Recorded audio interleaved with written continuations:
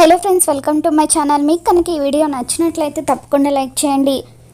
జయదేవ్, అరవింద ఇద్దరు కూడా ప్రవీణ్ మిట్టల్ దగ్గర నిజం తెలుసుకున్న తర్వాత మిత్రకు లక్ష్మి చేసిన త్యాగం గురించి చెప్పడానికి వస్తారు. అప్పటికి మిత్ర స్పృహ కోల్పోవడంతో ఇక ఉదయాన్నే జయదేవ్తో అరవింద, ఇవ్వండి ముందైతే మనం చింతలపల్లి వెళ్ళి లక్ష్మిని తీసుకుని వద్దాం, ఆ తర్వాత మిత్రకు అన్ని విషయాలు చెప్పొచ్చని అంటూ ఉంటుంది.